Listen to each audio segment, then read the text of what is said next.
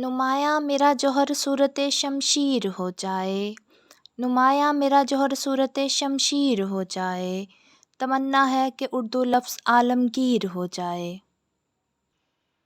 آج ہم پڑھنے جا رہے ہیں اردو کا مختصر تعارف۔ اردو ترکی زبان کا لفظ ہے۔ اردو کا مطلب ہے لشکر۔ اب ہم اس کو لشکر کس وجہ سے کہتے ہیں؟ لشکر کا مطلب ہوتا ہے فوج۔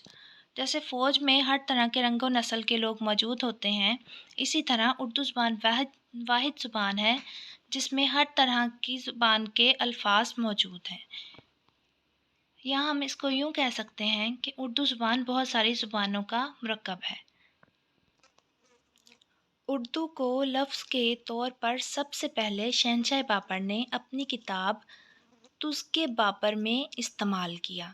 تذکِ بابر کیا تھی؟ تذکِ بابر کتاب تھی جو کہ شہنشاہ بابر نے لکھی تھی اور وہ ان کی آپ بیتی تھی۔ اس کے بعد ہے اردو کو زبان کا درجہ شاہ جہاں کے دور میں ملا۔ اردو کو ابتدا میں مختلف ناموں سے پکارا جاتا تھا، جیسے ہندی، ہندوی، اردو معلیٰ، زبان دہلوی، برج بھاشا اور ریختہ۔ ریختہ کا مطلب ہے ایجاد۔ کیونکہ یہ زبان پہلے سے موجود نہیں تھی، اردو زبان بہت ساری زبانوں کا مرکب ہے۔ جب بہت سارے لوگ برِ صغیر میں آ کر رہنے لگے مختلف رنگ و نسل کے، تو جب انہوں نے تبادلہ اختیار کرنے کے لیے ایک دوسرے کے الفاظ استعمال کیے تو تب وہاں پہ یہ ریختہ ایجاد ہوئی۔ اکبر بادشاہ کے دور میں اردو کو ریختہ کے نام سے جانا جاتا تھا۔ مزید یہ کہ اردو ہماری قومی زبان ہے۔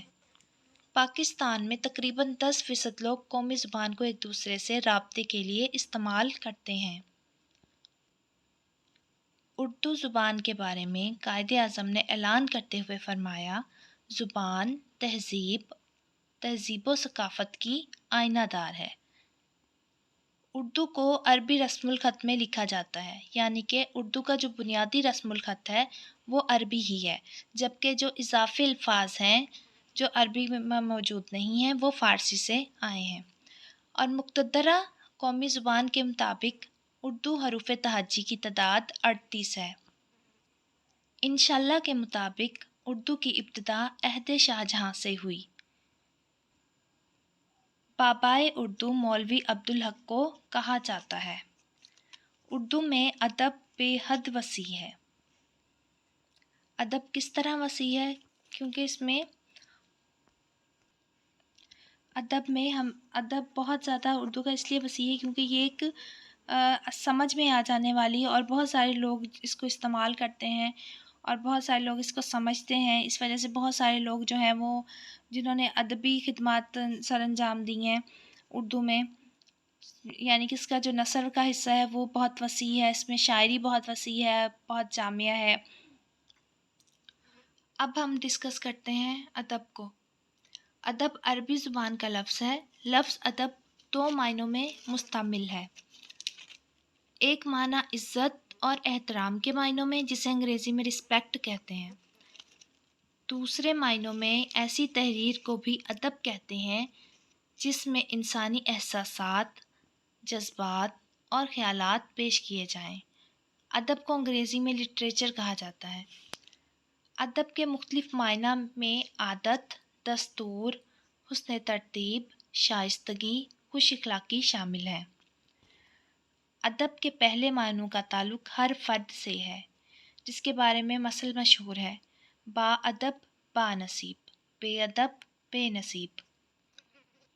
ادب کے دوسرے معنوں کا تعلق ہر فرد سے نہیں ہوتا، لیکن ہر شخص اس سے فائدہ اٹھاتا ہے، کیونکہ یہ ایک ایسی عمدہ تحریر ہوتی ہے جس سے ذہنی و قلبی آسودگی حاصل ہوتی ہے اور اس سے مطالعے کا شوق بھی پیدا ہوتا ہے۔ ادبی تحریر کے لیے زبان پر مہارت کا ہونا ضروری ہے۔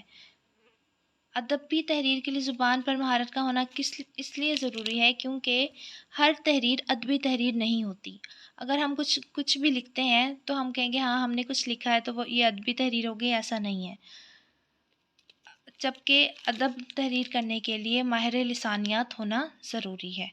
ادبی تحریر وہی ہوتی ہے جس میں معاشرتی سچائی کو عمدگی سے بیان کرنے کے ساتھ ساتھ انسانی جذبات اور تاثرات کو بہترین طریقے سے پیش کیا گیا ہو۔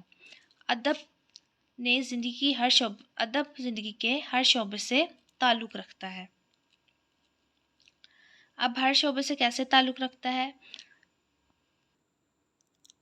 ادب زندگی کے ہر شعبے سے تعلق رکھتا ہے، چاہے وہ سائنسی ہو یا مذہبی، جغرافیائی ہو یا نفسیاتی، معاشرتی ہو یا صحافتی۔ ادب کی ایک خوبی یہ بھی ہے کہ جو بات واعظ اور نصیحت کے ذریعے لوگوں کے دلوں میں نہیں اتر پاتی، وہی بات ایک ادبی تحریر کی شکل میں نہ صرف لوگوں کے دلوں میں اتر جاتی ہے بلکہ گہرے نقوش بھی چھوڑ جاتی ہے۔ ادبی تحریر لکھنے والے کو ادیب کہتے ہیں۔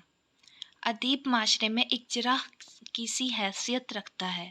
جس طرح ایک جراح اپنے نشتر سے جسم کا ناسور کاٹ کر الگ کر دیتا ہے، اسی طرح ایک ادیب بھی اپنی تحریر سے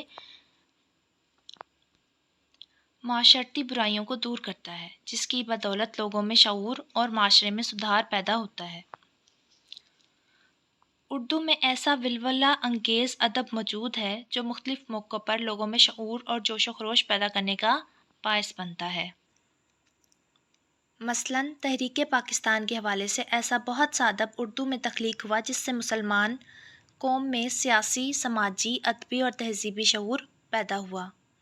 ہمارے ادیبوں اور شاعروں نے اپنی تحریروں کے ذریعے آزادی کی جدوجہد میں ایک نئی روح پھونک دی۔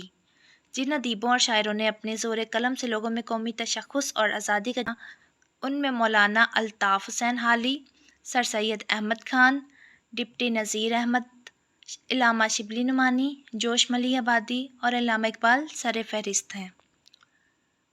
1965 اور 1971 کی ہندوستان پاکستان کی جنگوں کے دوران جو قومی نغمے پیش کیے گئے وہ ہماری شعری ادب کا عظیم سرمایہ ہیں۔ ادبی تحریر کی دو صورتیں ہوتی ہیں، یعنی کہ ادبی تحریر کی دو اصناف ہیں۔ پہلی صنف جو ہے وہ ہے نثر اور دوسری صنف کیا ہے؟ شاعری۔ اب ہم اپنے نیکسٹ ٹاپک میں ڈسکس کریں گے ادبی تحریر کی اصناف۔ تب تک کے لیے اللہ حافظ، اپنا بہت سارا خیال رکھیں، چینل کو سبسکرائب کریں، اپنا